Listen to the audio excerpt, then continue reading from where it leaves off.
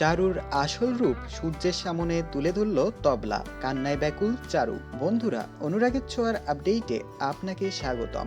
এই এপিসোডের শুরুতেই দেখা যায় যে অবশেষে রাকেশ সকল সত্য ঘটনা দীপাকে বলে। সে দীপাকে এটাই জানায় যে তার মেয়ের অপারেশনের জন্য হিউজ পরিমাণ একটা অ্যামাউন্টের দরকার ছিল, আর সেই টাকার জোগাড় করার জন্যই রাকেশ এমন কাজ করেছে। আর এই কথা শুনে দীপা মনে খানিকটা দয়া হয়, সেজন্য রাকেশকে আর কোনো প্রকার শাস্তি দেয় না দীপা চক্রবর্তী। আর দীপার এমন ভালো আচরণ দেখে রাকেশ বলে, আমাকে দিয়ে এই কাজটি চারু করেছে, আমার মনে হয় এইসবের পিছনের মাস্টারমাইন্ড চারু।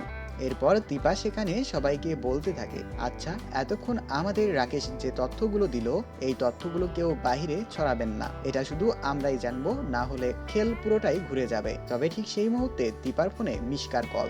মিশকা দীপাকে বলতে থাকে, কি তোমরা তো চারু ও রাকেশকে ধরেই নিলে, তবে কি খেলা এখানেই শেষ? না দীপা, না, খেলা আরো অনেক বাকি। তোমরা ওয়েট করো আমার পরবর্তী দাবার চালের জন্য। আর এতে করে আবারও খানিকটা অবাক হয়ে যায় দীপা চক্রবর্তী।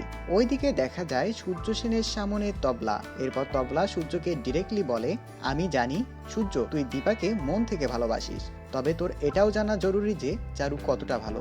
ওই যে চারু, উপরে ফিটফাট কিন্তু ভিতরে সদরঘাট। সে দীপার রেস্টুরেন্টের সঙ্গে এমন ভাবে প্রতারণা করেছে যে আজ রেস্টুরেন্টটা তলানিতে গিয়েছে, যা ওই রেস্টুরেন্টের মালিককে রেস্টুরেন্ট বন্ধ করতে বাধ্য করেছে। তবে আমি আশা রাখি তুই অতি শীঘ্রই চারুকে বাদ দিয়ে দীপার সঙ্গে এক হয়ে যাবি। তো বন্ধুরা, তোমাদের কি মতামত? তবলার কথায় আবারও এক হতে চলেছে সূর্য ও দীপা? তা অবশ্যই জানিয়ে দিবেন কমেন্ট করে, এবং সেই সঙ্গে এখনই সাবস্ক্রাইব করবেন আমাদের চ্যানেলটিকে। ধন্যবাদ।